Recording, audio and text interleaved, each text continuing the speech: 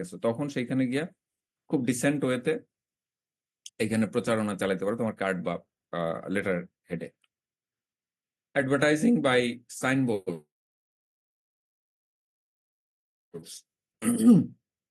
Signboard, ধরো তুমি কোনো একটা হসপিটাল, ভেটেরিনারি হসপিটালের সাথে জড়িত আছো, সেইখানে সেই ভেটেরিনারি হসপিটালটার বা ভেটেরিনারি ক্লিনিকটার একটা সাইনবোর্ড থাকতে পারে, just to inform the people that the service, veterinary service is providing from this place.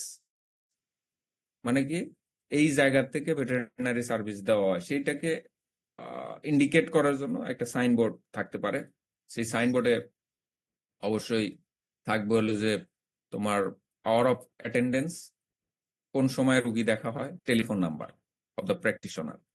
হ্যাঁ, এইটা বলা হচ্ছে যে অন্য কোনো, এবং সেই হসপিটালের সাইনবোর্ডে কি থাকতে পারে দেখো, veterinary hospital, dispensary, veterinary clinic, veterinary surgery, অন্য আর মানে অতিরঞ্জিত করে কিছু করা যাবে না। যেমন no information should be as given in the signboard, বলা হচ্ছে যে ওই সাইনবোর্ডে আর কোনো ইনফরমেশন দেওয়া যাবে না। মানে একটা হইতে পারে যে তোমার অফিস আওয়ার, টেলিফোন নাম্বার, অথবা ভেটেরিনারিয়ান নাম আর ভেটেরিনারি ক্লিনিক, এতটুকুই থাকবে, অন্য কিছু কিছু দেওয়া যাবে না। বলা হচ্ছে যে এই সাইনবোর্ডের যে সাইজটা, হ্যাঁ, সাইজটার বিষয়ে বলা নাই যে এতটুকু সাইজ হতে হবে, তবে সেটা এত বড় বিশাল এক সাইনবোর্ড করবা, বিশাল রং চঙের এরকম করা যাবে না বলা হচ্ছে। যেটা করতে হবে, যেটা মানুষ সাধারণত কমার্শিয়াল গেইনের জন্য করে, তোমাকে হাইলাইট করার জন্য, অথবা তোমার ক্লিনিকটাকে খুবই মানে হাইলাইট করার জন্য করে আর কি, যেটা করা যাবে না কমার্শিয়াল গেইনের জন্য বা কাস্টমারকে অ্যাট্রাক্ট করার জন্য। অবশ্যই কাস্টমার অ্যাট্রাক্ট তো থাকবে,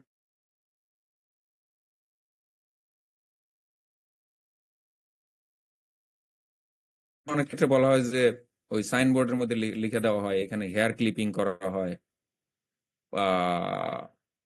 কি বাথিং করানো,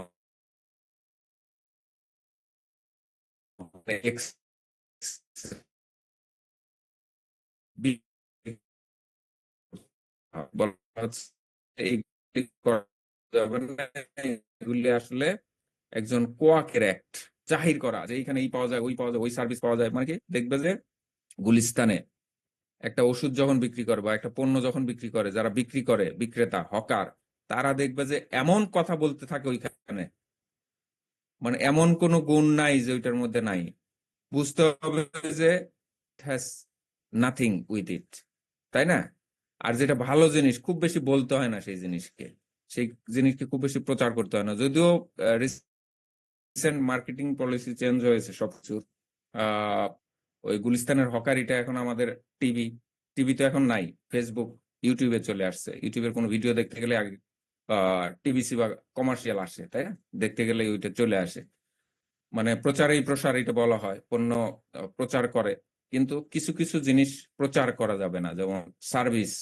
হুম, যদি এটা হয়, কিন্তু হিউম্যান মেডিসিনে হয়, বড় বড় ক্লিনিকগুলিতে বড় বড় বোর্ড বসায় বিভিন্ন অ্যাট্রাক্টিভ করা হয়, ওইখানেও যেমন মেডিকেল প্র্যাকটিশনার আইনে যেটা নিষিদ্ধ, সেটা আমাদের ভেটেরিনারি প্র্যাকটিশনার আইনে নিষিদ্ধ।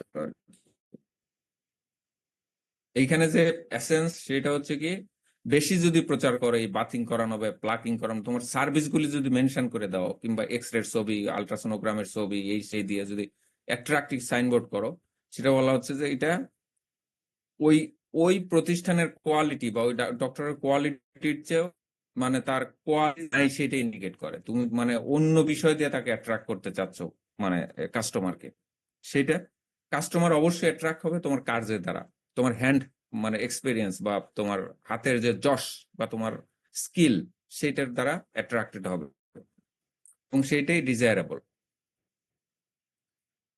বলা হচ্ছে যে by displaying of name plates, name plate display করা যাবে। ধরো কোনো একটা হসপিটালের বিল্ডিং, হুম, হসপিটাল বিল্ডিং এ অথবা রুমের সামনে অবশ্যই নেম ডিসপ্লে করা যাবে, তবে নেম প্লেটে খুব বেশি অতিরঞ্জিত বিষয় থাকবে না। এখানে শুধু সার্জনের নেম বা ভেটেরিনারি প্র্যাকটিশনার নেম থাকবে ওইখানে।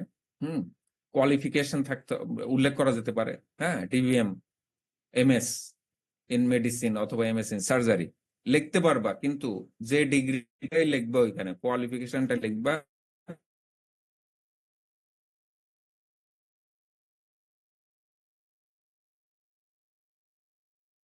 যে রেজিস্ট্রেশন এর মাঝে ডিগ্রিটা উল্লেখ করেছো অবশ্যই ওই ডিগ্রিটাই থাকতে হবে, এর অতিরিক্ত ডিগ্রি অ্যাড করতে পারবে না। এখন কোশ্চেন থাকে যে স্যার আমরা ডিবিএম পাস করেই তো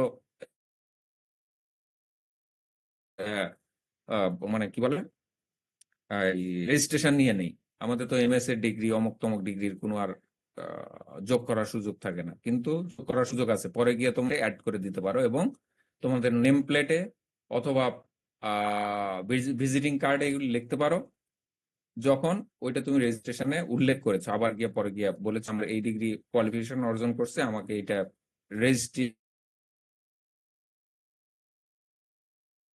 এতে আহ, আহ, মানে ইনক্লুড করে।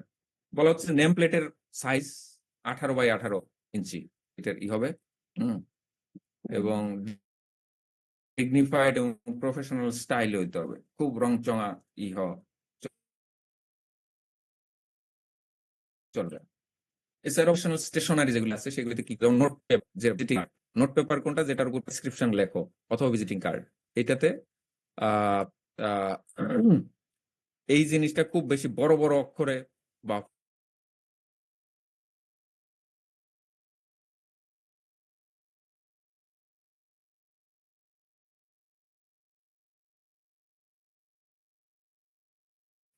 এই থাকতে হবে, শুধু নাম, অ্যাড্রেস, যেটা উল্লেখ করেছো সেটা থাকতে হবে। না থাকলে যেটা বললাম, যদি ধরো মাস্টার্স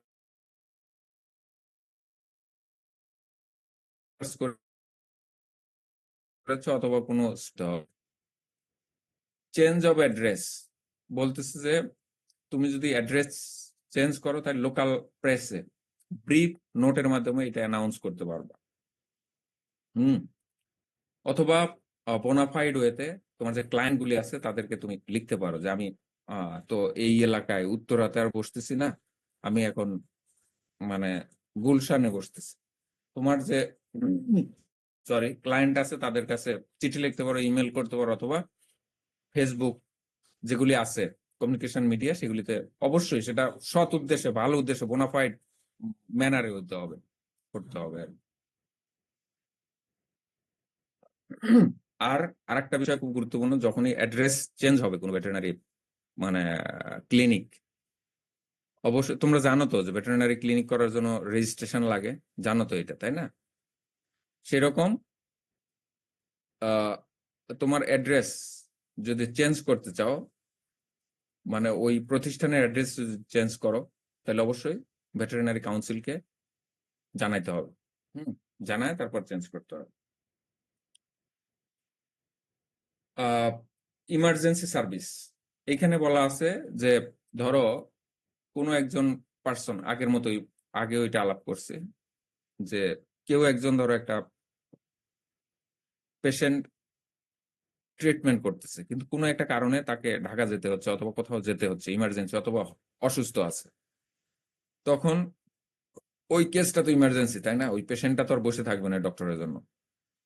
ফেলো যে ডক্টর আছে তারা গিয়ে ওইখানে কি করবে, ওইখানে গিয়ে সার্ভিস দিবে। বাট সার্ভিস দেওয়ার নিয়ম হচ্ছে তুমি আগের ডক্টর যে ওষুধপত্র দিছে তার কোনো রেডিক্যাল চেঞ্জ করতে পারবে না, ধারাবাহিকতার কিছু চেঞ্জ করতে পারবে, অথবা তোমার উইজডম বা কনসায়েন্স যেটা বলে সেই অনুসারে চেঞ্জ করবে, বাট রেডিক্যাল কোনো চেঞ্জ করা যাবে না যে না এই প্রেসক্রিপশন চলবে না, ফেলে দেন, আমি যেটা দিচ্ছি সেইটাই কাজ করবে। স্যার অসুস্থ, হসপিটালে গেছে অথবা কাজে গেছে, আসলে স্যার তো এগুলি বিষয়ে খুব বেশি মনোযোগী না, আমি যেটা করতে সেইটা দেখেন, এটা ফলাই দেন, নতুন প্রেসক্রিপশন করে দিচ্ছে, এইটা করা যাবে না, রেডিক্যাল চেঞ্জ করা যাবে না।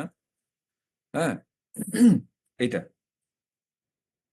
এখন আসলে টেস্টিমোনিয়াল, যে কাজটা অনেক হয় আমাদের এই প্রফেশনে এবং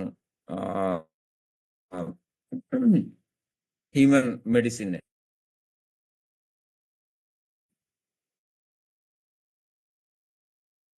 আমরা কি করি, কোনটা ভালো, এই ড্রাগটা ভালো, এই ফিটটা ভালো, অমুক কোম্পানির ফিটটা ভালো, হ্যাঁ, প্রশংসাপত্র দেয়, এটা করা যাবে না।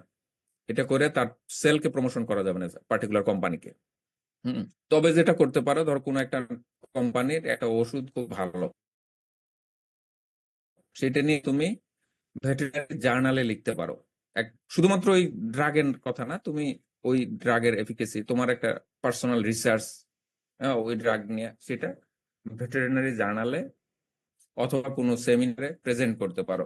প্রসঙ্গক্রমে বলতে পারো যে এই ড্রাগটা ভালো কাজ করে, এই ওষুধ কম্পারেটিভলি এটা ভালো কাজ করে। কিন্তু তোমার কোনো সার্টিফিকেট দেওয়া বা টেস্টিমোনিয়াল, প্রশংসাপত্র দেওয়া যাবে না বা সেটার পক্ষে বলা যাবে না। কিন্তু এই কাজটা কিন্তু প্রচুর হয় হিউম্যান মেডিসিন এবং এনিম্যাল মেডিসিনে। আইসে ওই যে এরা বসে থাকে, মেডিকেল রিপ্রেজেন্টেটিভরা বসে থাকে চেম্বারের সামনে, এসে গিফট দেয়, বিভিন্ন গিফট দেয়, এবং তুমি ওই কাজটাই কিন্তু করতে থাকো, ওই ওষুধটাই লিখতে থাকো, ওই যে কোম্পানি ভালো দেয় তাদের ওষুধটা লিখতে থাকো। এটা করা যাবে না।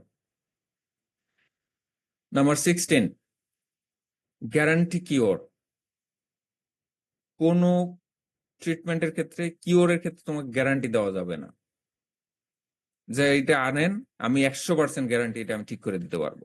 এরকম কিছু করা আনএথিক্যাল। আরো কিছু আনএথিক্যাল, কি কোশ্চেনেবল মেথড ইউজ করে মানুষকে তোমার সুপিরিয়রিটি, স্কিলের সুপিরিয়রিটি অথবা নলেজের সুপিরিয়রিটি প্রকাশ করার জন্য এমন কোন কোশ্চেনেবল মেথড ইউজ করা যাবে না যেটা মানে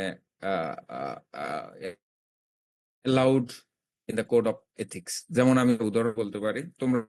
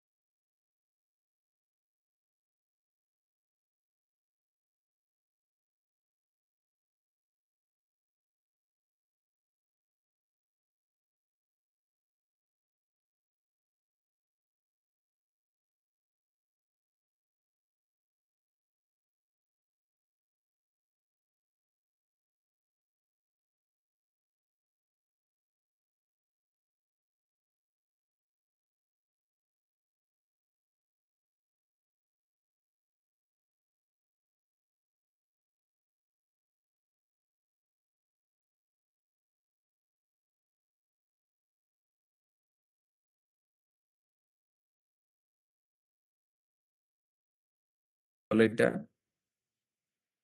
দাওয়াখানা না কি কি আছে, এরা কিন্তু মেইনলি করে কি, স্টেরয়েড গুলি ইউজ করে। হ্যাঁ, গাছের ছাল অমুক টমক কি করে যে বানায়, তার মধ্যে স্টেরয়েড দেওয়া থাকে। এই স্টেরয়েড গুলি খাওয়ার পর বলে যে গ্যারান্টি দেয় ক্যান্সার অমুক তমুক সব ঠিক হয়ে যাবে, ডায়াবেটিস ঠিক হয়ে যাবে। এবং ওইটা খাওয়ার পর কিন্তু আসলেই কাজ হয়, কিছুদিন কাজ হয় কিন্তু। কারণ তোমরা জানো স্টেরয়েড সব কিছুর এগেনস্ট ফর সার্টেন পিরিয়ড কাজ করে, তারপর ও তো নিজে কাজ করা বন্ধই করে, সাথে সাথে অন্য কোনো ড্রাগ কোনো কিছু কাজ করে না, আলটিমেটলি মৃত্যুর দিকে চলে যায় আর কি। সো ওই বনাজি ওষুধ না কি বলে এটারে, হার্বাল হার্বাল যেগুলি, এগুলি মানে যারাই গ্রামের মানুষ কি করে তাদেরকে কি করতে হবে আর কি। এরপর আসলে কি ফ্রড। অনেক সময় আমাদের কি করতে হয়, ভেটেরিনারিয়ানদের হেলথ সার্টিফিকেট দিতে হয় যে এই অ্যানিমালটা কনজাম্পশনের জন্য, হ্যাঁ, অথবা কোনো অফিসিয়াল রেগুলেশনের জন্য অনেক সময় কিন্তু আমাদের কাছে হেলথ সার্টিফিকেট চেক করে যে অ্যানিমালটা সেফ ফর কনজাম্পশন, হ্যাঁ, এবং এর ফিটনেস ভালো, সব ঠিক আছে। অনেক সময় দেখো যে তোমার ইয়াতে হাটে, কোরবানির পশুর হাটেও কিন্তু হেলথ সার্টিফিকেট ইদানিং, কিংবা ওই যে বড় বড় কোম্পানি যেসব দেখলে আর কি, যারা এই পাস্ট গভর্নমেন্টের সময় লাস্টের দিকে অনেক বড় বড় কি সাদিকে আগ্রহ, তারা কিন্তু রীতিমতো সার্টিফিকেট নিত যে এটা খুবই সাউন্ড, হেলদি, অমক তমক, হ্যাঁ, এগুলির সার্টিফিকেট নিত। এইটা সার্টিফিকেট দেওয়ার ক্ষেত্রে তোমাকে অবশ্যই ফলস সার্টিফিকেট ইস্যু করা যাবে না। ধরো এমনি স্টেরয়েড দিয়ে ফুলানো, তুমি বুঝতে পারলা যে এটা স্টেরয়েড দেওয়া আছে, এক্সামিন করে বুঝলা, কিন্তু তুমি সার্টিফিকেট, তোমাকে 10,000 টাকা দিল কোনো একটা অ্যাগ্রো কোম্পানি, যেই স্যারের তো নাম ডাক আছে পুরো বাংলাদেশে। হুম, তোমার কাছে একটা 10,000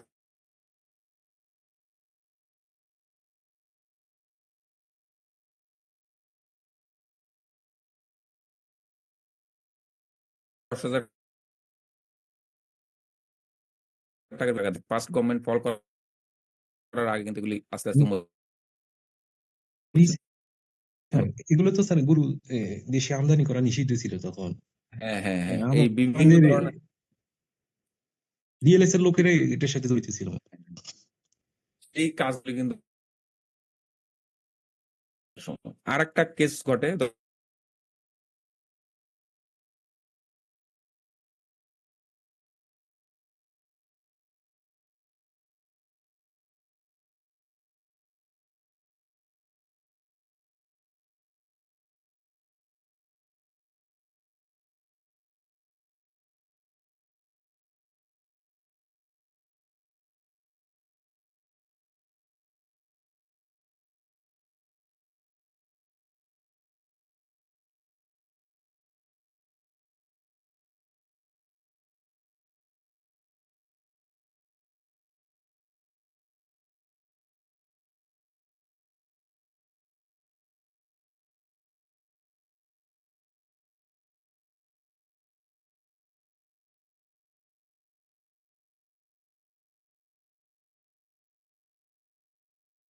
অথবা যেটাই হোক না কেন, ওইখানে সার্কামস্টেন্সিয়াল যে বিষয়গুলো আছে সেটা প্রাইমা ফেসি এভিডেন্স, মানে শুরুতে গিয়ে কি কি দেখতেছো, কিভাবে পড়ে আসে লাশটা, এই ধরনের। তুমি যে ফ্রড করলা, বা একজন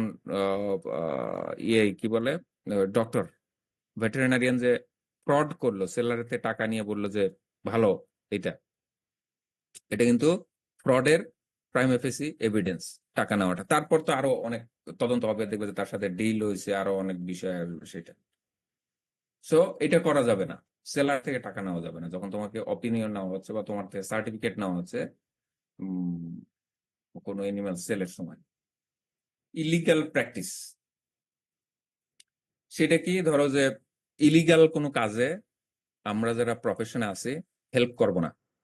হম, যেমন বলা বলা হচ্ছে যে কেউ একজন এই যে কোড অফ ভেটেরিনারি এথিক্স এর ল যেগুলি আছে, বা কোড যেগুলি মানে এথিক্স যেগুলি আছে, সেগুলি ভায়োলেশন করতেছে অথবা ল ভায়োলেশন করতেছে, সেই কাজে তুমি অ্যাসিস্ট বা এনকারেজ করতে পারবা না।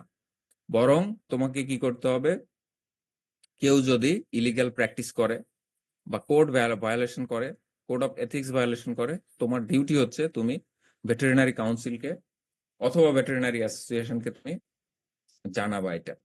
হুম, যে অমুক ডক্টর এই কাজ করতেছে, রিপোর্ট করবা।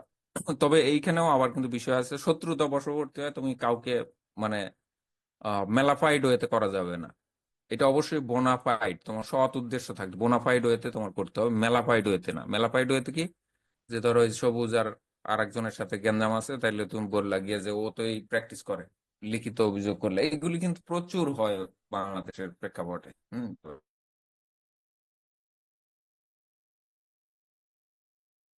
করে, ল ভায়োলেশন করে আমাদের প্রফেশনে, তাইলে পার্শ্ববর্তী তুমি যদি এটা দেখে থাকো, তুমি তো অ্যাসিস্ট করতেই পারবে না, সাথে সাথে তুমি কি করবা, এটা ভেটেরিনারি কাউন্সিল অথবা বিভিএ বা আমাদের ভেটেরিনারি অ্যাসোসিয়েশনে রিপোর্ট করতে হবে, লিখিত অভিযোগ জানাতে হবে। ওকে, ধরো একটা কাজ করে, যেমন কোনো একটা আর্টিকেল লেখে অথবা কোনো বই লেখলো। হ্যাঁ, বই লিখে বললো যে ঠিক আছে, এটা পিছনে অ্যাডভার্টাইজ করেন আমাকে, কার্টিসে অ্যাডভার্টাইজ করেন, অথবা আমার যে প্রিন্টেড আর্টিকেল আছে এটা বিভিন্ন জায়গায় ডিস্ট্রিবিউট করেন। হুম, তার ফলে তোমার কি করে, এই যে গেইন গুলি, তার গেইন হচ্ছে না, ফিনান্সিয়াল গেইন, সেটাও করা যাবে না। আমরা প্রফেশনে থেকে তো অনেক সময় আর্টিকেল লিখি, বই লিখি, বিভিন্ন ছোট বই, বিভিন্ন ধরনের হ্যান্ড আউট আমরা বের করি, কিন্তু সেটা করতে পারো, কিন্তু এই প্রমোশনের জন্য কাউকে ইউজ করা যাবে না এবং প্রমোশন করা যাবে না। হুম, বা কোনো কোম্পানির থেকে টাকা নিয়ে এটা ছাপায় আসে বই সহ, ওই কোম্পানির অ্যাড সহ ওই বই, মানে হয় না যে বললো ঠিক আছে স্যার আপনি বই লিখছেন, আমার বইটা আলাদা দেবো অথবা এই আর্টিকেলটা অথবা এই হ্যান্ড আউটটা আমি মানুষের কাছে প্রচুর পরিমাণ বিক্রিতে হেল্প করো, এইভাবে করা যাবে না। তবে তুমি এটা করতে পারো, তোমার যদি কোনো রিয়েলি সায়েন্টিফিক কোনো আর্টিকেল পাবলিশ করে যদি সেটা আসলে পাবলিক করতে চাও, আর্টিকেল লেখার উদ্দেশ্যে তো এটা পাবলিক করতে হবে, পাবলিকের মাধ্যমে জানাইতে হবে। কিভাবে করতে পারো, তুমি তখন ম্যানুফ্যাকচারারকে দিয়ে দিতে পারো যে ঠিক আছে আমি তো একটা ছোট্ট একটা রিসার্চ করেছি, যে টিচার আমাদের ক্ষেত্রে, যা এই ওষুধটার উপরে আমি রিসার্চ করেছি এবং ভালো ফলাফল পাইছি। এখন আপনি দায়িত্বে যে আমি আপনাকে রিপোর্টটা দিলাম, আপনি কোম্পানিকে গিয়া বললো যে আপনি এটা আপনার ওয়েতে ডিস্ট্রিবিউট করেন। হ্যাঁ, এটা কিন্তু আমরা করি। এই কানেকশনে আমি আরেকটু বলে রাখি আর কি।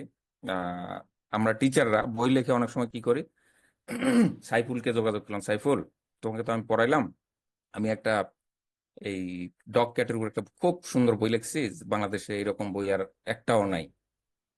আমি খুব জ্ঞানী গুণী মানুষ, আমি এই বইটা লিখছি, তুমি তোমার ওই প্রতিষ্ঠানে যতজন ছাত্র আছে সবার কাছে এক কপি করে বিক্রি করবা, আর আমি তো তোমাদের আলটিমেটলি ক্লাস নেই, আমি তোমাদের বিষয়টা দেখ। সাইফুল কি করবে, স্যার তো ক্লাস নিছে, এটা বিক্রি করে দেওয়ার দায়িত্ব। উম, এক হলো যে ভেটেরিনারি প্রফেশনের দিকে, আবার টিচিং প্রফেশনের, এটা কিন্তু আমি আমার পার্সোনাল অপিনিয়ন হচ্ছে যে আমি এটা খুব অপছন্দ করি আর কি। স্যার আমরা তো সব টিচারের একটা একটা করে বই নেই, আপনার কোনো বই নেই স্যার?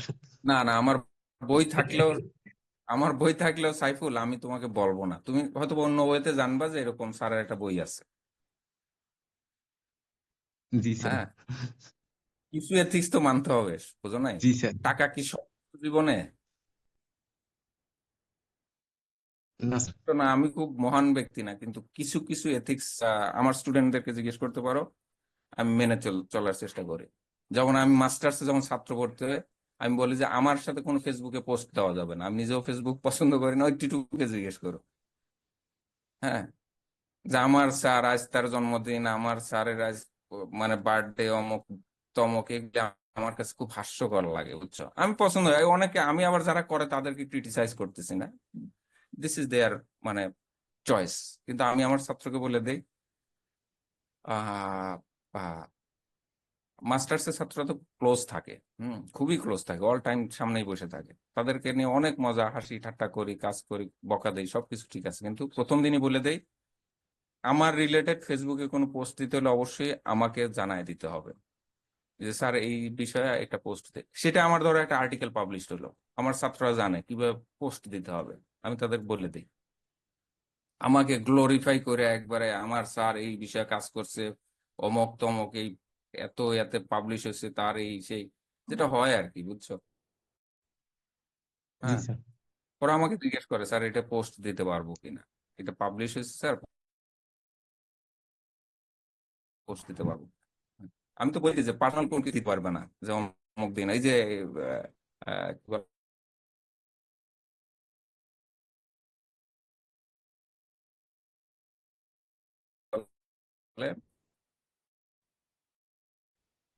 একটু বলে নেই আর কি, যেহেতু পেন্সিল আমি ওদের রিসিভ করবো, মাস্টার্স স্টুডেন্ট আসছে, আমরা এটা আমার ল্যাবের একটা ইয়ে আর কি, আমি তাদেরকে একটা লাঞ্চ অফার করি, স্টুডেন্টে গিয়ে আমরা লাঞ্চ খাই একসাথে, এটা একবারে ঘরোয়া, কারণ কোনো প্রচার প্রকাশের জন্য না।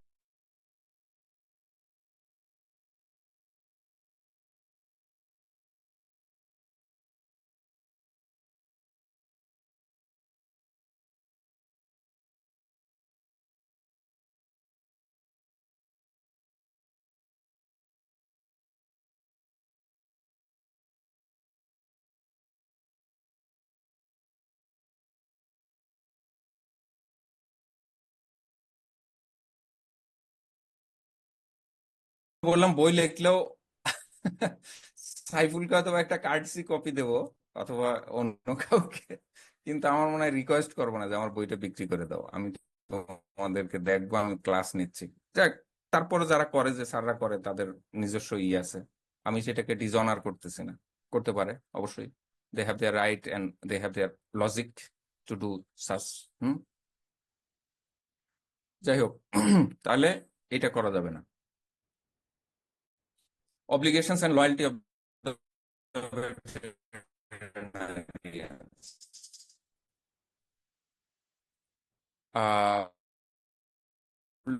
লয়্যালটি কি ধরনের হতে হবে? একজন ভেটেরিনারিয়ানের হতে হবে good citizen, first of all leader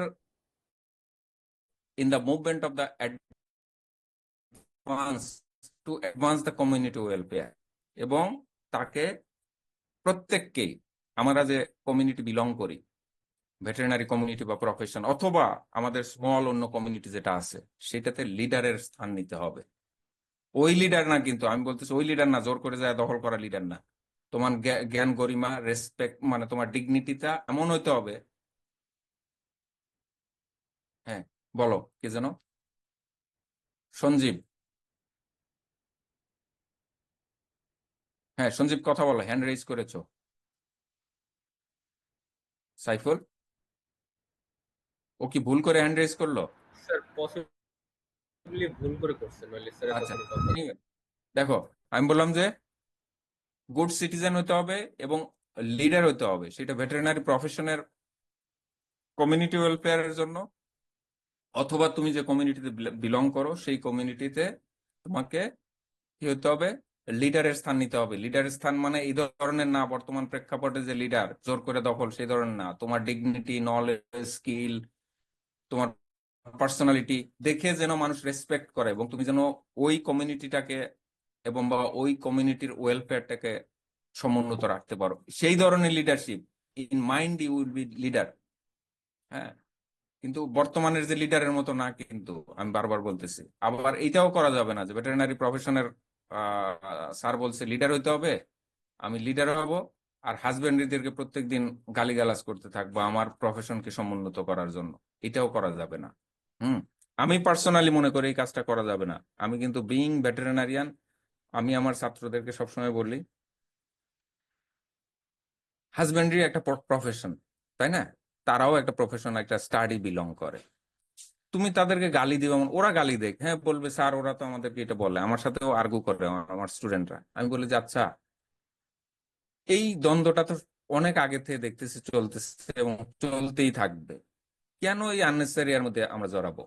হ্যাঁ, ওরা যদি আমাদের বিরুদ্ধে কিছু করতে চায়, অবশ্যই সেটা সেটা কি প্রফেশনাল ওয়েতে হ্যান্ডেল করতে হবে। নট লাইক তুমি ফেসবুকে একবারে এই হাজবেন্ডরি অমুকে হাজবেন্ডরি। এইটা তো এমন কিছু না। সাইফুল, তুমি চান্স পেয়েছো ধরো আজকে ইভিএমে, তোমার আর একটা চাচাতো ভাই চান্স পাইছে ধরো হাজবেন্ডরিতে, তুমি কি ওকে মেরে ফেলবা? ওর সম্পর্কে গালিগালাজ করবা? কিছু না তো, এটা সিম্পল জিনিস। কিন্তু আমরা কিন্তু এই কাজটা সব সময় প্রত্যেক ক্ষণে ক্ষণে করতে থাকি। বলে স্যার ওরাই তো বেশি করে। আচ্ছা, করুক না, ওরা একটু বেশি করতেই পারে। আসলে কি মানে ভেটেরিনারি সায়েন্সটা সবারই কিন্তু একটা আগ্রহ থাকে পড়ার জন্য। একটা সময় বেশি ছিল, আমি জানি না এখন তোমাদের চয়েসে কেউ পড়ো না হয়তো বা এখানে, কিন্তু একটা সময় কিন্তু ভেটেরিনারি সায়েন্স পড়ার জন্য চাইতো, কিন্তু বাংলাদেশ কৃষি বিশ্ববিদ্যালয় যেটা, সেখানে পড়তে পারতো না, পরে এগ্রিকালচার অথবা হাজবেন্ডারি অন্যগুলিতে পড়ো। এই একটু তো থাকবেই, তাই না? একটু জেলাসি তো থাকবেই, থাকুক না, অসুবিধা কি? কিন্তু সেটা অবশ্যই প্রফেশনাল ওয়েতে হ্যান্ডেল করতে হবে তোমাদেরকে। ওই ফেসবুকে গালিগালাজ, ফোনে গালিগালাজ, সুইপিং কমেন্ট করা, এগুলি কিন্তু আমি আমার স্টুডেন্টদেরকে নিষেধ করি। অনেক টিচার আছে, আমি শোনো সবকিছু বলি, আমাদের অনেক টিচার আছে ক্লাসের মধ্যে, আমার কলিগরা আছে ক্লাসের মধ্যে ডাইরেক্ট উস্কায় দেয়, এই হাজবেন্ডেরা এটা করতেছে, তোমাদেরকে সতর্ক থাকতে হবে, এই প্রফেশন বাঁচাইতে হবে। What does it mean? This is stupidity. I think stupidity. তুমি কেন স্টুডেন্টদেরকে এজিটেট করবা একটা কারণ ওই স্যারটা আমার, তোমাদের এখানে তো তোমাদের তো টিচার নাই, তাই না? আমাদের এখানে বা অন্য জায়গাগুলিতে ডিবিএম এর যারা আমরা টিচার আছে, হাজবেন্ডের তো টিচার আছে, ওই ছেলেটার জন্য হাজবেন্ডের একজন টিচার, সেও তো টিচার, আবার ডিবিএম এর একজন টিচার। আমি টিচার হয়ে আরেকটা টিচারের নাম বলতে পারি? পারি কিনা বলো? উচিত কিনা? না স্যার। আমি মনে করি উচিত না। এখন অনেকে আমার চোখের সামনে আমাদের বন্ধু বান্ধব করে, সবসময় এটা করে, আবার আমাকেই করে যে এই যে আপনি পড়ে আসছেন এলো কম্বাইন্ডি, হ্যাঁ, এই সিবাসুর থেকে, আপনাদের ফিলিংস কম। রিয়েলি আমি বলি যে হ্যাঁ ঠিক আছে, আমার ফিলিংস যদি কম হয় হবে, আমি কি জীবন দিয়ে দেবো এটার জন্য? এমন অবস্থা ওই হাজবেন্ডেরও কিছু একেবারে কি বলে মৌলবাদী আছে, আর আমাদেরও মৌলবাদী আছে, এদের ফাইট সারা জীবন চলছে। একটা লিবারাল পজিশনে থাকার মতো মানে আমি দেখি নাই, কিন্তু সিবাসুতে আমরা যারা পড়াশোনা করেছি রিয়েলি রিয়েলি বলতেছে, আমাদের সামনে কোন স্যার হাজবেন্ডারি কোন স্যার ডিবিএম এই চিন্তাটাই কোন সময় মাথায় ঢোকে নাই। কারণ নীতিশ স্যার ওইভাবে একটা এনভায়রনমেন্ট ক্রিয়েট করে রেখেছিল যে ডিবিএম হাজবেন্ড সবাই সবাই মানে এই এই ডাক্তার বানানোর জন্য ডিভোটেড, এবং স্টুডেন্টদের মধ্যে ডিসিমিনেশন হয় না, সেই জন্য কিন্তু ফিলিংস আমার খুব বেশি কাজ করে না। হুম, ঠিক আছে।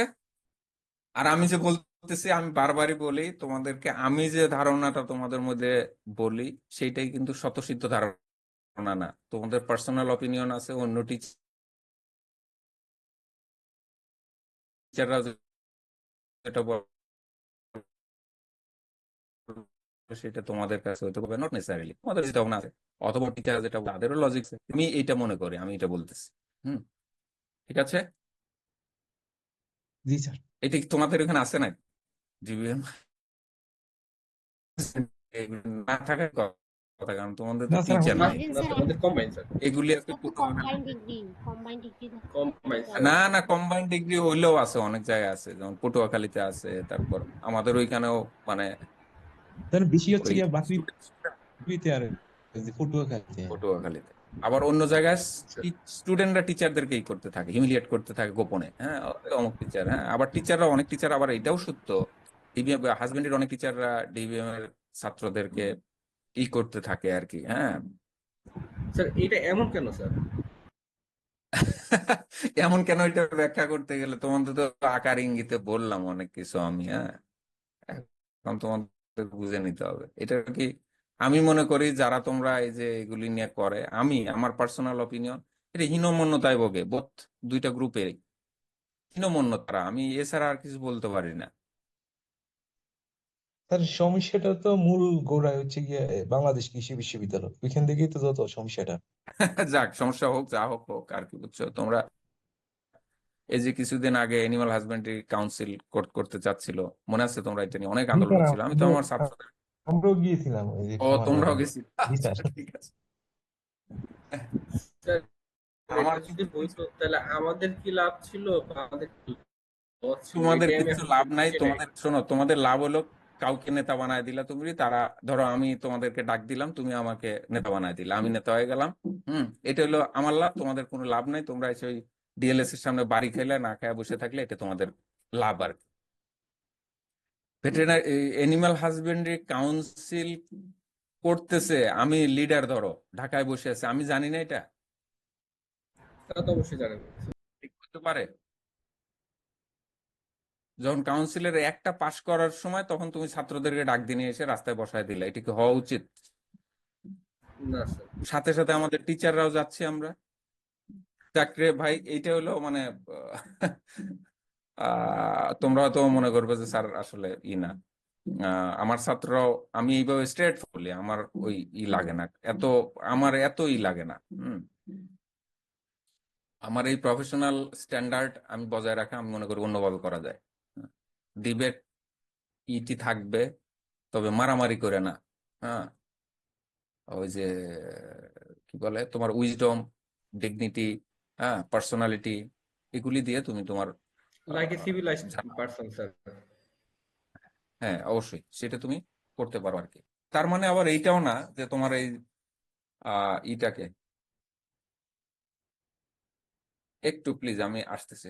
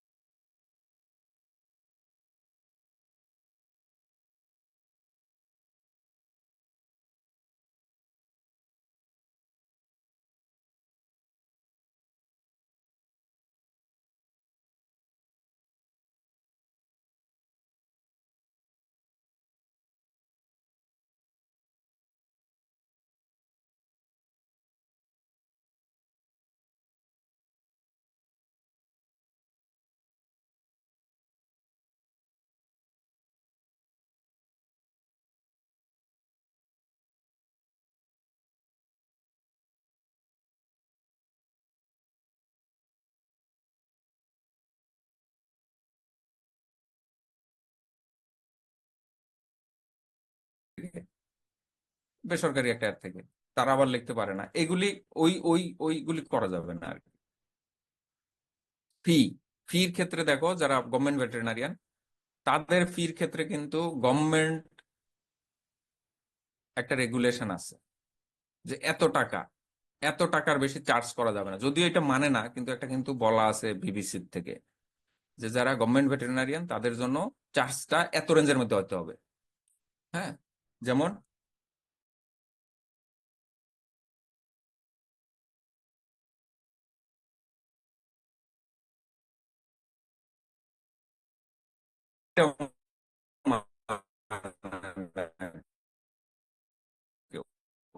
কিন্তু অবশ্যই একটা বলা আছে ধারণ করতে পারবে, ওইটার কোনো বাইন্ডিংস নাই।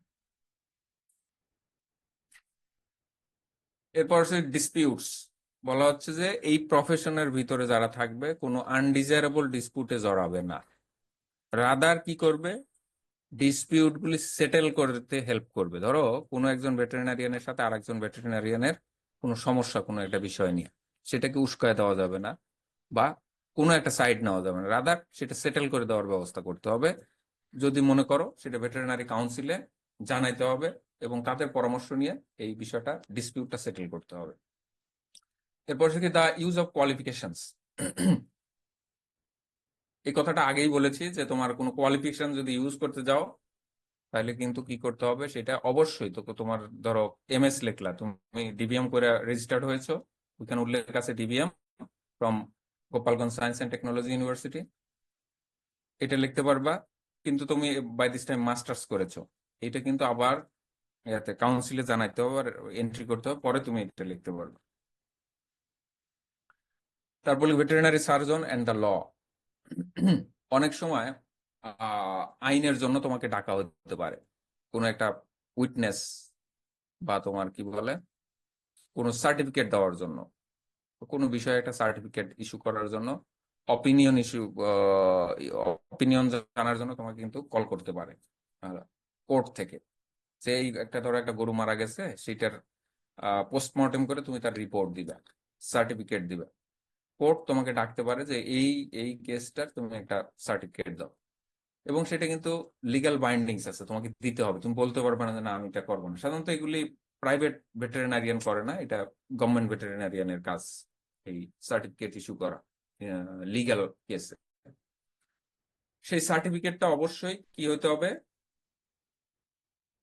আনপ্রফেশনাল হবে। যদি এই সার্টিফিকেট আনট্রু হয়, মিসলিডিং হয় বা ইমপ্রপার হয়, সেটা ইস্যু করা যাবে না। অবশ্যই সার্টিফিকেটটা ট্রু হতে হবে এবং প্রপার হতে হবে।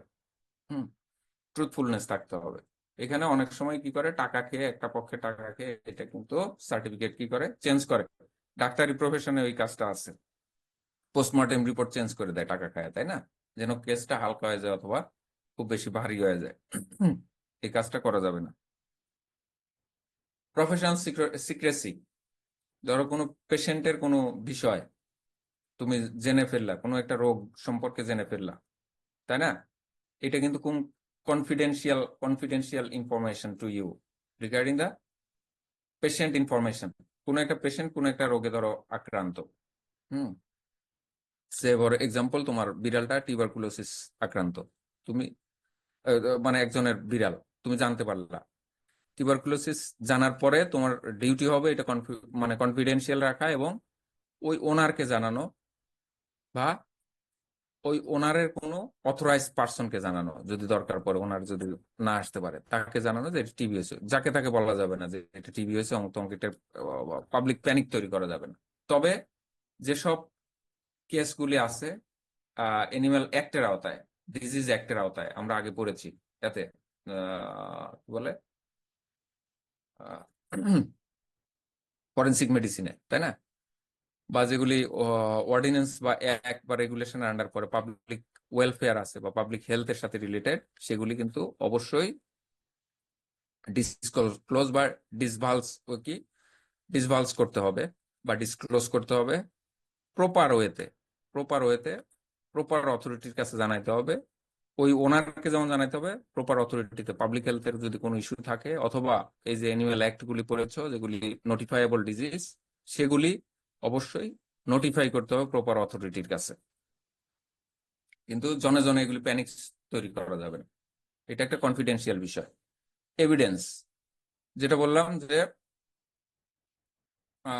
অনেক সময় তোমাকে ডাকা হতে পারে কোনো একটা কেসের এভিডেন্স দেওয়ার জন্য, উইটনেস হিসেবে এভিডেন্স দেওয়ার জন্য। এবং তোমার এভিডেন্স দেওয়ার সময় বা তুমি যখন উইটনেস হবে কোনো একটা বিষয়ের, তখন তোমাকে অবশ্যই এই বিষয়টা মাথায় থাকতে হবে যে তুমি যেন জাস্টিস প্রতিষ্ঠা করতে পারো। কোনো টাকা খেয়ে বা কোনো ম্যালাফাইড ওয়েতে তুমি তোমার তোমার উইটনেস বা এভিডেন্সটাকে চেঞ্জ করে ফেলতে পারো না, এভিডেন্সটাকে ফলসলি বা আনট্রুলি বা ইমপ্রপারলি মিসলিডিংলি প্রেজেন্ট করতে পারবে না। এরপর আসলে কি veterinary practitioners and Bangladesh veterinary council act 2019, এটা 2019 সাম্প্রতিক কালের অ্যাক্ট, এটা কিন্তু বাংলাদেশ ভেটেরিনারি কাউন্সিল অ্যাক্ট এবং ভেটেরিনারি প্র্যাকটিশনার্স অ্যাক্ট একসাথে হয়েছে 13 নম্বর অ্যাক্ট ওই বছরের 2019-এর। এবং বলা হচ্ছে যে এই অ্যাক্টে, যেটাই বলা পরে দেখবো আমরা, এই ভেটেরিনারি প্র্যাকটিশনার্স অ্যাক্ট বা বাংলাদেশ ভেটেরিনারি কাউন্সিল অ্যাক্ট 2019-এ যে কথাগুলি বলা আছে, যে বিষয়গুলি উল্লেখ করা আছে, কেউ যদি এই বিষয়গুলি ব্রিচ করে বা অমান্য করে, তাইলে তোমার কাজ থাকবে, এটাও কোডের ভিতরে পড়বে, কোড অফ ভেটেরিনারি এথিক্স এর হচ্ছে কি, কেউ যদি ভেটেরিনারি প্র্যাকটিশনার্স অ্যাক্ট বা বাংলাদেশ ভেটেরিনারি কাউন্সিল অ্যাক্ট 2019 ভঙ্গ করে বা ডিসওবে করে, তাহলে তোমার কাজ হবে রিটেন ডকুমেন্ট সাবমিট করা বা রিপোর্ট করা বাংলাদেশ ভেটেরিনারি কাউন্সিলে। Every veterinary practitioners, registered veterinary practitioners shall follow this code of ethics. এগুলি মেনে চলতে হবে। Shall normally be bound to discharge duties with honesty, sincerity and diligently. বলা হচ্ছে যে এই সমস্ত যে কোডগুলি আমরা বললাম সেগুলি তারা মেনে চলবে এবং তার ডিউটি পালন করবে সততার সাথে, সিনসিয়ারিটি ডিলিজেন্টলি। ওকে, এই নিয়ম কানুন যদি মেনে না চলে তাহলে কি হবে দেখো, তাদের পেনাল্টি হতে পারে। এতক্ষণ আমরা 28 নাম্বার পর্যন্ত বললাম যে এগুলি 27 নাম্বার পর্যন্ত বললাম যে আমরা এগুলি করতে পারবো, এগুলি করতে পারবো না। কেউ যদি অমান্য করে তাহলে কি বলা আছে, পেনাল্টি হতে পারে। কোন গ্রাউন্ডে পেনাল্টি হতে পারে? একটা হচ্ছে ground of guilty of misconduct. কেউ যদি মিসকন্ডাক্টের জন্য গিলটি হয়, তার একটা গ্রাউন্ড থাকবে। Guilty of inefficiency or lost efficiency, কেউ যদি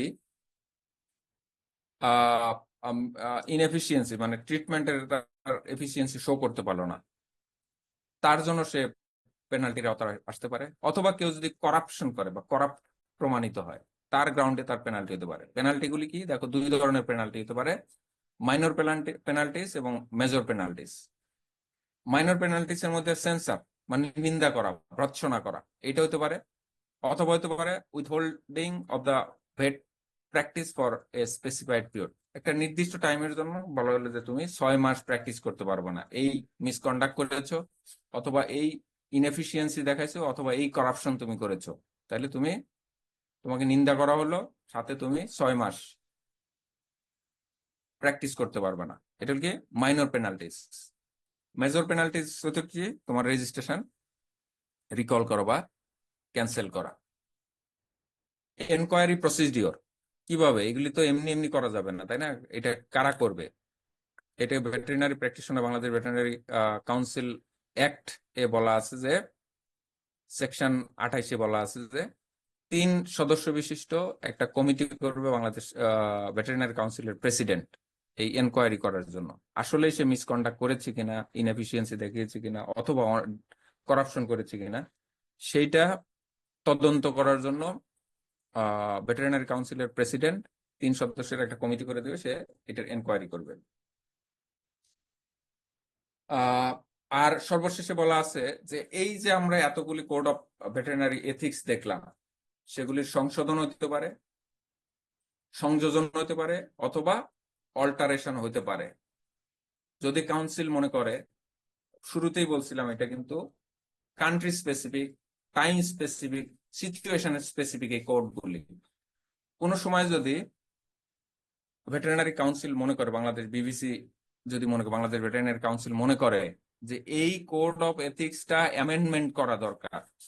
এখন ধরো বলা আছিল যে ইমেলে এইরকম প্রচারণা চালানো যাবে না, কিন্তু এখন কি ইমেলের অত প্রচারণা আছে? এখন ফেসবুক এসে গেছে, ফেসবুকের কথা বলা নাই, অথবা ইউটিউব অথবা যেগুলি আছে সোশ্যাল মিডিয়া, সেটা যোগ করতে হবে যে এই মাধ্যমে প্রচার করা যাবে না। তখন কিন্তু ভেটেরিনারি কাউন্সিল টাইম এবং সিচুয়েশন ডিমান্ডেড বিভিন্ন চেঞ্জ আনতে পারবে এই কোড অফ এথিক্সে, কিছু যোগ করতে পারবে অথবা কিছু পরিবর্তন করতে পারবে, সেই রাইটটা আছে তাদের।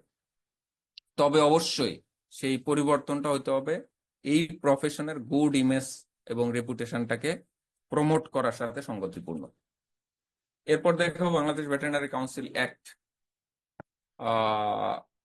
2019, সেটা নিয়ে আমরা কিছু কথা বলি।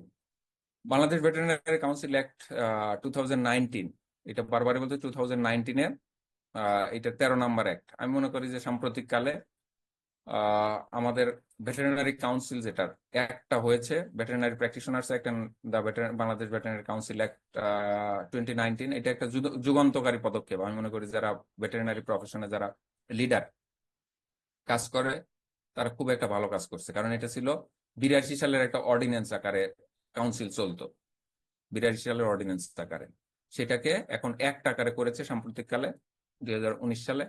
অবশ্যই এই প্রফেশনের যারা লিডার তারা ধন্যবাদ পাওয়ার যোগ্য। অনেক বিষয় এখানে আসছে, অনেক মডিফিকেশন হয়েছে এবং এটা যুগান্তকারী। কারণ এই সাম্প্রতিক কালে ধরো আমরা যখন প্রফেশনটাকে ব্যাকডেটেড অনেকে বলতেছিল, তখন কিন্তু এটা ফ্রন্ট ফুটে নিয়ে আসে এক টাকারে, এটা কিন্তু অনেক বড় কাজ। এবং তোমরা জানো বাংলাদেশে আমাদের যে কাউন্সিল, এটা সংবিধান দ্বারা কিন্তু নির্ধারিত। এই কাউন্সিল সাংবিধানিক প্রতিষ্ঠান, কিন্তু তোমরা জানো কিনা, সাংবিধানিক প্রতিষ্ঠান না, কাউন্সিলটা সংবিধানে এন্ডোর্স করা। 3টা কাউন্সিল আছে বাংলাদেশে, জানো কিনা তোমরা সাইফুল?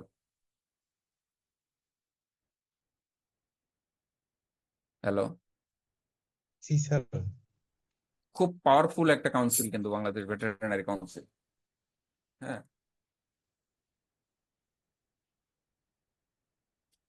খুবই কিন্তু পাওয়ারফুল কাউন্সিল, যেটা বলতেছিলাম। বাংলাদেশে 3টা কাউন্সিল আছে যারা সাংবিধানিক ওয়েতে এন্ডোর্স করা বা সাংবিধানিক ভিত্তির সাথে ই করা, সেটা হলো কি Bangladesh medical council, bar council এবং এইটা বাংলাদেশ ভেটেরিনারি কাউন্সিল। আর একটা করার জন্য যেটা বলতেছিলাম, খুব চক্রান্ত করতেছিল অ্যানুয়াল হাজবেন্ডারি কাউন্সিল, যে সফল হতে পারে নাই। এই 3টা কাউন্সিল কিন্তু সংবিধান দ্বারা স্বীকৃত এবং খুবই পাওয়ারফুল কাউন্সিল, তোমরা বুঝতে পারবে আর কি। হ্যাঁ, এবং এই কাউন্সিল দ্বারা স্বীকৃত যারা, তারা কিন্তু তোমরা জানো যে স্বাধীনভাবে তারা পেশা নির্ধারণ করতে পারে। যেমন বারেট ল বা বার কাউন্সিল, তাদের রেজিস্টার্ড অ্যাডভোকেটরা কিন্তু পেশা হিসেবে নিতে পারে। Bangladesh medical council, medical and dental council, তারাও কিন্তু রেজিস্টার্ড ডক্টর যারা, তারা কিন্তু স্বাধীনভাবে পেশা, সেইভাবে আমরাও কিন্তু। এই একটাতে কি বলা আছে? এই একটার মেইন স্পিরিট হচ্ছে regulation, control and registration of veterinary practitioners. মানে ভেটেরিনারি প্র্যাকটিশনার যারা হবে তাদের রেজিস্ট্রেশন দেওয়া, তাদের কন্ট্রোল করা, তাদের রেগুলেশন করা। At the same time for the constitution of a veterinary council, একটা ভেটেরিনারি কাউন্সিল গঠন করা, and for the matters connected herewith, তার সাথে সংযুক্ত অন্যান্য বিষয় এই কাউন্সিলের মেইন কাজ বা মেইন স্পিরিট। এবং এই আইনের শর্ট টাইটেলটা কি?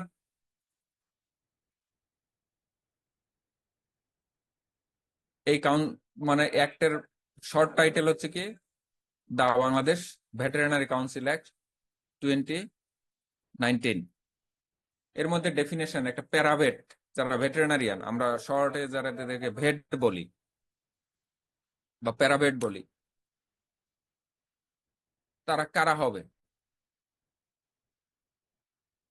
প্যারাভেটারিটি একটা কমন টার্ম, এর মধ্যে ভেটেরিনারিয়ান পড়বে, আবার ডিপ্লোমা এদের পড়বে। বলা হচ্ছে person who passed veterinary course of at least 3 years duration from a government recognised institution including passing SSC examination in science including biology. বলা হচ্ছে প্যারাভেট তাদেরকে বলা হবে যারা 3 বছর অ্যাটলিস্ট 3 বছর ভেটেরিনারি কোর্স করেছে কোনো সরকারি প্রতিষ্ঠান থেকে, এবং যারা এসএসসি পাস করছে বায়োলজি নিয়ে তাদেরকে বলা হবে প্যারাভেট। সো আমরা পড়তেছি কতদিন? 5 বছর স্যার। 5 বছর, তাই না? আমরা এট দ্য সেম টাইম প্যারাভেট এবং আমরা কিন্তু ভেট, তাই না? আবার এর মধ্যে ডিপ্লোমা যারা, তারাও তো 4 বছর এখন পরে, মনে হয় 3-4 বছর, তাই না? 3 বছর পরে হ্যাঁ, তারা রেজিস্টার্ড ভেট না, বাট তারা কিন্তু ডিপ্লোমা। আচ্ছা, দেখো establishment of the council. Council কিভাবে গঠন হবে সেটা সম্পর্কে বলা আছে। বলা হয়েছে যে, যেটা বলতেছিলাম 1982 সালে অর্ডিন্যান্স আকারে যে বাংলাদেশ ভেটেরিনারি প্র্যাকটিশনার্স অর্ডিন্যান্স ছিল, সেই অনুসারে কিন্তু বিবিসি এস্টাবলিশ হয়েছিল। এখন যখন এই অ্যাক্ট হয়েছে, বলা হয়েছে যে ওই যে বিবিসি এস্টাবলিশ হয়েছিল 1982 সালে অর্ডিন্যান্স অনুসারে, সেইটার সাথে সঙ্গতি রেখে এই অ্যাক্টে বাংলাদেশ ভেটেরিনারি কাউন্সিল কি হবে? এস্টাবলিশ হবে। এবং বলা হচ্ছে যেহেতু এটা একটা স্ট্যাচুটরি বডি, হ্যাঁ, সংবিধিবদ্ধ প্রতিষ্ঠান, সেহেতু এটার একটা কন্টিনিউটি থাকবে। এমন না যে অ্যাক্ট করছি আগের অর্ডিন্যান্স বাতিল, তা না। ওই বিবিসিটার একটা কন্টিনিউটি থাকবে এবং কমন সিল থাকবে, মানে কমন কি কমনই থাকবে এবং কন্টিনিউটি থাকবে।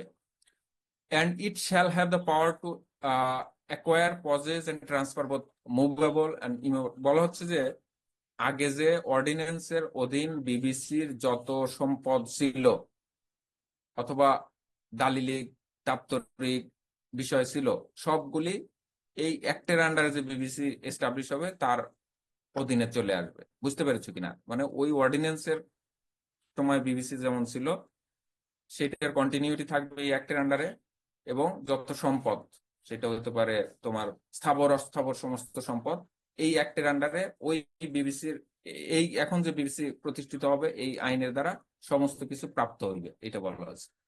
ম্যানেজমেন্ট এন্ড অ্যাডমিনিস্ট্রেশন, বলা হচ্ছে যে ভেটেরিনারি কাউন্সিলটা একটা এক্সিকিউটিভ কমিটির মাধ্যমে পরিচালিত হবে, এবং এই এক্সিকিউটিভ কমিটিটা এক্সারসাইজ করবে all the powers and perform the functions.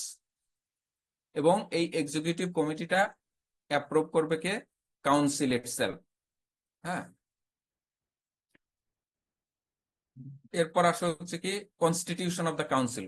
Council কিভাবে গঠন হবে? বলা হচ্ছে 1 নম্বরে, council shall consist of the following members. Veterinary, Bangladesh veterinary কাউন্সিলের যে মেম্বাররা কারা হবে, বা এই কাউন্সিলের গঠন কি ধরনের হবে, মেম্বার কারা হবে, সেটা সম্পর্কে প্রথমে বলা হয়েছে। তারপর আমরা আসবো এক্সিকিউটিভ কমিটি কারা থাকবে। প্রথমে আসলে কি ভেটেরিনারি কাউন্সিলের কারা মেম্বার হবে। দেখো, প্রথম থাকবে বলে কি DGDLS, director general of Bangladesh livestock service, sorry department of livestock service, DLS. DLS এর ডিজি থাকবে মেম্বার। তারপর ডিজিডিএ, ড্রাগ অ্যাডমিনিস্ট্রেশনের ডিজি থাকবে। তারপর বলা হচ্ছে যে ministry of livestock and fisheries এর জয়েন্ট সেক্রেটারি অথবা তার উপরের একজন সেক্রেটারি বা সচিব থাকবে মেম্বার হিসেবে। একজন থাকবে সিনিয়র ওয়ার্কিং ভেটেরিনারিয়ান, যে নমিনেট করবে ডিএলএস। সিনিয়র ভেটেরিনারিয়ান থাকবে, অবশ্যই সে ওয়ার্কিং ভেটেরিনারিয়ান হতে হবে। এমন না যে আগে অনেক আগে ভেটেরিনারিয়ান ছিল এখন কোনো প্র্যাকটিস করেন, এমন না। Senior working veterinarian of DLS, nominated by DLS itself. তারপর ডিন থাকবে veterinary science, faculty of veterinary science BAU. Dean থাকবে ফ্যাকাল্টি অফ ভেটেরিনারি মেডিসিন সিবাসু। আর 2জন ডিন থাকবে অন্যান্য প্রতিষ্ঠান থেকে। সে তোমাদের এখানে তো ডিন নাই মনে হয়, হেড, তাই না? আমাদের যাদের ডিন আছে, যেমন গাজীপুর এগ্রিকালচার ইউনিভার্সিটি, হাজী দানেশ, পটুয়াখালী, এরকম অন্যান্য প্রতিষ্ঠান থেকে 2জন ডিন থাকবে অতিরিক্ত। একজন ডেপুটি অ্যাটর্নি জেনারেল থাকবে। Attorney general office, Bangladesh attorney general office nominate করবে। আরবিএফসি থেকে একজন মেম্বার থাকবে, ডিফেন্স মিনিস্ট্রি নমিনেট করবে। তার সাথে president of Bangladesh veterinary, BBC president থাকবে। এর সাথে সাথে 2জন রেজিস্টার্ড ভেটেরিনারি প্র্যাকটিশনার থাকবে, হ্যাঁ, যারা বেসরকারি, তারা থাকবে। তার মধ্যে একজন মহিলা থাকবে, এবং এটা নমিনেট করবে কি বাংলাদেশ গভর্নমেন্ট। আর প্রত্যেক বিভাগ থেকে একজন করে রেজিস্টার্ড ভেটেরিনারি প্র্যাকটিশনার থাকবে। আর এই যে ভেটেরিনারি কাউন্সিলের সচিব থাকবে হচ্ছে কি বিবিসির সচিব, মেম্বার সেক্রেটারি থাকবে, সদস্য সচিব থাকবে হচ্ছে কি বিবিসির রেজিস্ট্রার। ওকে, এই হচ্ছে কি কাউন্সিলের গঠন। এরপর আসে কি এই কাউন্সিলের মেম্বাররা মিলে একজন কি করবে, প্রেসিডেন্ট এবং একজন ভাইস প্রেসিডেন্ট নিয়োগ করবে। এই যে অনেকগুলি মেম্বার দেখলে না, ডিজিডিএলএস, ডিজিডিএ, তারপরে জয়েন্ট সেক্রেটারি লেভেল থেকে একজন, তারপরে তোমার সিবাসুদ্দিন, বিএইউ এর ডিন, অ্যাটর্নি জেনারেল, তারপর আরবিএফসি থেকে একজন, অন্যান্য ডিন থেকে দুইজন, প্রেসিডেন্ট বাংলাদেশ ভেটেরিনারি অ্যাসোসিয়েশন বিবি এর প্রেসিডেন্ট দুইজন, ভেটেরিনারিয়ান একজন মহিলা, হ্যাঁ, তার মধ্যে বলে যে বাংলাদেশ গভর্নমেন্ট নিয়োগ করবে প্রত্যেক ডিভিশন থেকে একজন, এবং একজন সিনিয়র ওয়ার্কিং ভেটেরিনারি, এরা এবং রেজিস্টার বিবিসি, এরা মিলে কি করবে, একজনকে প্রেসিডেন্ট বানাবে, একজনকে ভাইস প্রেসিডেন্ট বানাবে। এবং এই ইলেকশনটা হবে বিবিসিতে যেভাবে বলা আছে সেইভাবে ইলেকশন হবে। কিভাবে এই তোমার প্রেসিডেন্ট এবং ভাইস প্রেসিডেন্ট নিয়োগ করবে তারা নিজেরা, সেটা বলা আছে। এবং তাদের টেনিউর হবে 4 বছর, অথবা বলা হচ্ছে যে নেক্সট কাউন্সিল গঠন হওয়ার আগ পর্যন্ত, যেটা আগে আসে সেটা।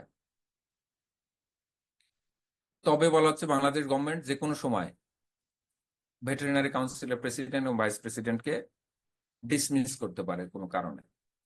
Power and function of the council, দেখো এই কাউন্সিলের পাওয়ার কি, বাংলাদেশ ভেটেরিনারি কাউন্সিল কি করতে পারে। Issuance and cancellation of the registration, হ্যাঁ, এই যে রেজিস্ট্রেশন দেওয়া, তোমরা রেজিস্ট্রেশন নিবা পাস করে, তোমাদের রেজিস্ট্রেশন ইস্যু করা, অথবা তোমার রেজিস্ট্রেশনটা ক্যান্সেল করা। এবং স্যার, স্যার যারা মেম্বার হয় বিবিসি তারা কি নির্বাচনের মাধ্যমে হয় নাকি সিলেকশনের মাধ্যমে? না না, ওই যে ওই প্রসেসে একবারে ডিফাইন্ড তো কোন মেম্বার, এই তো ডিফাইন্ড তো। ধরো যে ডিজি থাকবে ডিএলএস এর, সে মেম্বার হবে আলটিমেটলি। ড্রাগ অ্যাডমিনিস্ট্রেশনের যে ডিজি থাকবে সে মেম্বার হবে, এইভাবে তো বলাই আছে সবকিছু। যেমন স্যার, যেমন রেজিস্টার পদটা কি, এটা কিভাবে সিলেকশন হবে? রেজিস্টার সরকারি চাকরি তার, এটা বিসিএস ক্যাডার থেকে মনে হয় তাহলে আসবে না? না, ক্যাডার লাগে না, এটা ক্যাডার সার্ভিস থেকে না, ওই তো সার্কুলার হয় রেজিস্টার জন্য, জি স্যার। আর বিসিএস থেকে না। আগে তো ইমরান ভাই ছিল না, এখন কে যেন ওই এখন গোপাল চন্দ্র গোপাল, স্যার। যাক এইরকম করে হয় আর কি। এবং তাদের কিন্তু পার্মানেন্ট জব, এটা গভর্নমেন্ট জব। আচ্ছা, তারা কি করতে পারবে, রেজিস্ট্রেশন দিতে পারবে, রেজিস্ট্রেশন ক্যান্সেল করতে পারবে। এছাড়া ভেটেরিনারিয়ানদের যে লিগ্যাল রাইটস এবং প্রিভিলেজ আছে সেগুলি প্রোটেকশন করবে, রেগুলেশন করবে। এছাড়াও ভেটেরিনারি এডুকেশন, প্রফেশন এবং সার্ভিসের কোয়ালিটি কন্ট্রোল করবে, ডেভেলপমেন্ট করবে, এক্সটেনশন করবে এবং ফিল্ড রিসার্চ করবে তারা। এছাড়াও বিভিন্ন পলিসি, যেগুলি প্রফেশনাল ম্যাটারের পলিসি থাকে, সেগুলি ফর্মুলেশন করবে, সুপারভিশন করবে এবং ইমপ্লিমেন্টেশন করবে। এছাড়াও ভেটেরিনারি এডুকেশন কোর্সে অ্যাডমিশনের জন্য কি কি গাইডলাইন থাকবে এবং কন্ডিশন থাকবে সেগুলি তারা ফিক্স করবে, যে ভেটেরিনারি কোর্সে পড়তে হলে তাকে এই কোয়ালিফিকেশন থাকতে হবে, এই গাইডলাইন, এগুলি ঠিক করে দিবে। ইউনিভার্সিটিগুলি কিন্তু সেটা মানতে বাধ্য থাকবে, কমন যেগুলি, হ্যাঁ। এরপর designing course curriculum for the veterinary education, degree quality improvement, internship policy making, এগুলি তাদের কাজ। যদিও এই কাজটা এখনো করতে পারে নাই, একটা গাইডলাইন তৈরি করছিল 20 সালের দিকে, কিন্তু ইউনিভার্সিটিগুলি সবাই মানে না এটা, বুঝছো। সো এদের কোঅর্ডিনেশন অভাব আছে, কারণ তোমরা এক স্টাইলের কোর্স পড়ো, আমরা এক স্টাইলের কোর্স পড়াই, সিবাসু এক স্টাইলে পড়ায়। এটা নিয়ম ছিল যে একই ইউনিফাইড একটা থাকবে, কতটুকু ডিভিএম এর কোর্স পড়বে, কতটুকু হাজবেন্ডারি কোর্স পড়বে, কিন্তু একটা গাইডলাইন তৈরি করা আছে, কিন্তু ইউনিভার্সিটিগুলি মানে না, ওইভাবে এনফোর্স করতে পারে নাই। যেমন ইন্টার্নশিপের ব্যাপারটা, হ্যাঁ, ইন্টার্নশিপ, আমরা একরকম। হ্যাঁ, এক একজন এক এক ধরনের করতেছে, কিন্তু আসলে কিন্তু এক ধরনের হওয়া উচিত। এগুলো নিয়ে অনেক ডিসকাশন হয়েছে, অনেক ডিসকাশন হচ্ছে, কিন্তু ওই যে বললাম একটা বিষয় হলো যে লিমিটেশন আছে কি জানো, ইউনিভার্সিটিগুলি স্বাধীন, স্বতন্ত্র। ইউনিভার্সিটিগুলিকে কাউন্সিল বলতে পারে না, বাধ্য করতে পারে না যে আপনার এটাই পড়াইতে হবে, শুধুমাত্র সাজেশন দিতে পারে, পাঠাইতে পারে। ডিনের কাছে অথবা ভাইস চ্যান্সেলরের কাছে অথবা একাডেমিক কাউন্সিলে যে এই বিষয়গুলি আপনারা দেখবেন আছে কিনা। কিন্তু কোন ইউনিভার্সিটি যদি না মানে তার মতো করে করে, এই কাউন্সিলের কোনো ক্ষমতা নাই। কারণ তোমরা জানো ইউনিভার্সিটিগুলি কিন্তু খুব অটোনমাস বডি, স্বতন্ত্র প্রতিষ্ঠান, তাদের নিজস্ব অটোনমি আছে টু ডিজাইন দ্য কোর্স। এটি হলো বাংলাদেশের সমস্যা এখন। কিন্তু মেডিকেল কলেজগুলিতে কিন্তু সহজ, কারণ মেডিকেল কলেজগুলি ইউনিভার্সিটি না, ডিজি হেলথ এডুকেশনের আন্ডারে। হ্যাঁ, হেলথ এডুকেশনের আন্ডারে। সো ওইখানে চেঞ্জ করে দিলে সবাই বাধ্য ওইটা, কিন্তু আমাদের এই সায়েন্সের ক্ষেত্রে এটা একটু ডিফিকাল্ট। এরপরের কাজটা কি, এডুকেশন প্রোগ্রামটাকে রিকগনিশন দেওয়া। এই যে তোমরা যখন খুললা, কি ভেটেরিনারি খুললো তোমাদের এখানে, তখন কিন্তু এই ইউনিভার্সিটিকে অবশ্যই একটা রিকগনিশন নিতে হয়েছে এর থেকে, যে এই ক্রাইটেরিয়া না করলে তবে বিবিসি একটা কাজ করতে পারে, যে কোথাও যদি ডিগ্রির মিনিমাম রিকোয়ারমেন্ট যদি ফুলফিল না করা হয়, ইউনিভার্সিটিগুলি না করে, তখন কিন্তু তারা রেজিস্ট্রেশন দিবে না, এই মর্মে ডিসিশন নিতে পারে যে ঠিক আছে আপনারা অটোনমাস বডি পড়ান, কিন্তু এইটুকু না পড়াইলে আমরা রেজিস্ট্রেশন দেব না, সেটা করে। কিন্তু তখন কিন্তু ইউনিভার্সিটিগুলো বাউন্ড হয় যে কারিকুলাম সেট আপ করার জন্য। এই কাজটা কিন্তু করে। অনেক ইউনিভার্সিটির কিন্তু রিকগনিশন নিয়ে ঝামেলা হচ্ছিল, তোমাদের মনে আছে কিনা, এই যে তোমার এটা কি বলে, ঝিনাইদহ ভেটেরিনারি কলেজ নিয়ে কিন্তু অনেক অনেক ঝামেলা হয়েছে, তোমরা জানো এগুলি। আমি জানি না তোমাদের ক্ষেত্রে কি হয়েছে। হুম। সো এইটা করে। অথবা কেউ একজন ধরো প্রাইভেট, এই যে যেমন এতে কোথায় যেন প্রাইভেট গণবিশ্ববিদ্যালয় প্রাইভেট খুলছে, তাই না, এটা রিকগনিশন কিন্তু ভেটেরিনারি কাউন্সিল থেকে নিতে হয়েছে। এরপর আসো কি, কেউ যদি ফরেন মানে কোনো বিদেশ থেকে ভেটেরিনারি ডিগ্রি নিয়ে আসলো, সেটার ইকুইভ্যালেন্স দেওয়া, এটার কাজ হচ্ছে কি ভেটেরিনারি কাউন্সিলের। এর সাথে সাথে ভেটেরিনারি কাউন্সিল কি করবে, ভেটেরিনারি প্র্যাকটিশনারদের স্কিল এনহ্যান্স করার জন্য কাজ করবে, স্পেশালাইজড নলেজ অপরচুনিটি তৈরি করার জন্য সুবিধা তৈরি করবে, এবং এই তোমার রিলেটেড ফিল্ডগুলিতে ট্রেনিং দেওয়ার ব্যবস্থা করবে। এছাড়াও অ্যাকশন প্ল্যান তৈরি করবে ভেটেরিনারিদের এফিসিয়েন্সি বাড়ানোর জন্য। হ্যাঁ, এছাড়াও করতে পারে কি determination of registration and certificate fees of the veterinarian, renewal of fee, মানে কি একজন ভেটেরিনারিয়ানের ফির রেজিস্ট্রেশনের সময় কত ফি হবে সেটা নির্ধারণ করতে পারে, চেঞ্জ করতে পারে, এগুলি করতে পারে। তাছাড়াও যে এতক্ষণ যেটা আমরা পড়লাম, কোন মিসকন্ডাক্ট যদি করে, ভেটেরিনারি এথিক্স এর যদি মিসকন্ডাক্ট হয়, সেটার বিষয়ে লিগ্যাল অ্যাকশন নিতে পারে। এরপর আসে আমরা অ্যাডভাইজারি কমিটি দেখে শেষ করে দেবো। অ্যাডভাইজারি কমিটিটা হবে কি, আমরা কাউন্সিলটা দেখেছি, এখন বললাম যে অ্যাডভাইজারি কমিটিটাই আসলে কি মেইনলি কি কাজ করবে সেটা ঠিক করে দেয়, কিন্তু কাউন্সিল কি কাজ করবে সেটা ঠিক করে দেয় কে, অ্যাডভাইজারি কমিটি। অ্যাডভাইজারি কমিটি দেখো কি পাওয়ারফুল কমিটি। এখানে ডিএলএ কি বলে, ডিপার্টমেন্ট অফ কি মিনিস্টার অফ কি বলে লাইভস্টক এন্ড ফিশারিজ এর মিনিস্টার অথবা স্টেট মিনিস্টার হবে হচ্ছে কি এই অ্যাডভাইজারি কমিটির একজন মেম্বার। দুইজন মেম্বার অফ পার্লামেন্ট হবে এটার মেম্বার, তার মধ্যে একজন থাকবে হলো মহিলা, এবং এটা নির্ধারণ করে দিবে হলো কি তোমার কি বলে যে স্পিকার বা ন্যাশনাল অ্যাসেম্বলি, পার্লামেন্ট ঠিক করে দিবে কোন দুইজন এমপি এখানে মেম্বার হবে। অবশ্যই একজন মহিলা থাকতে হবে। মিনিস্ট্রি অফ লাইভস্টক ফিশারিজ এর সেক্রেটারি হবে এটার অ্যাডভাইজারি কমিটির মেম্বার।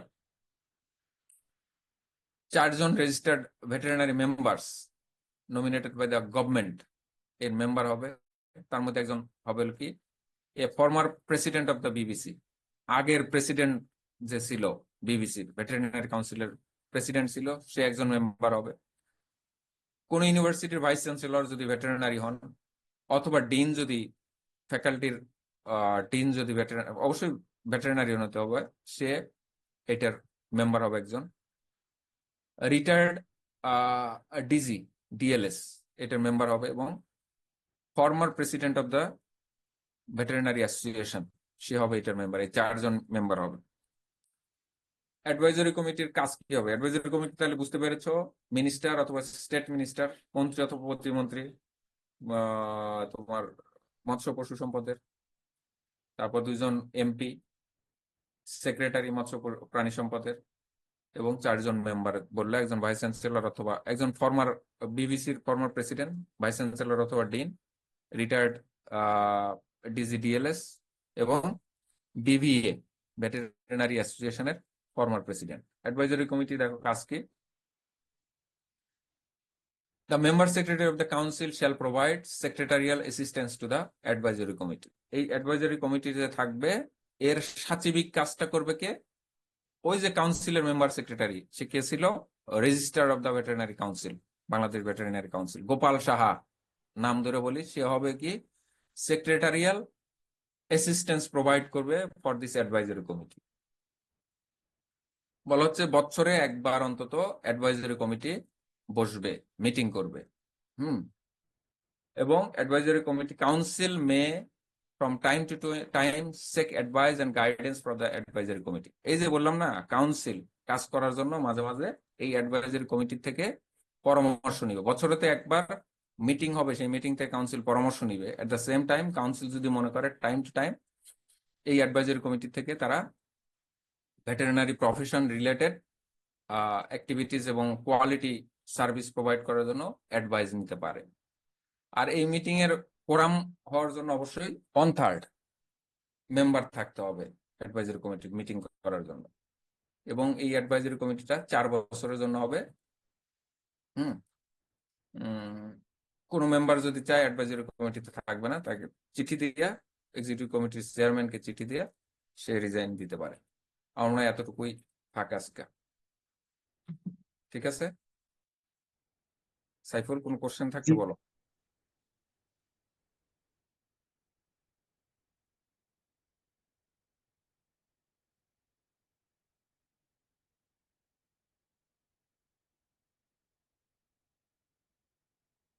আরো কোনো কোশ্চেন আছে?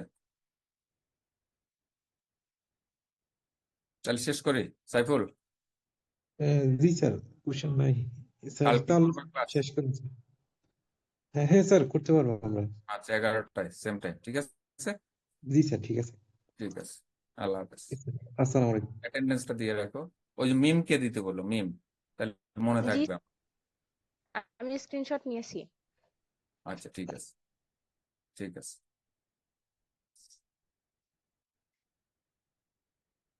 ভালো থাকো, শেষ করি। ঠিক আল্লাহ আছে স্যার, আসসালামু আলাইকুম।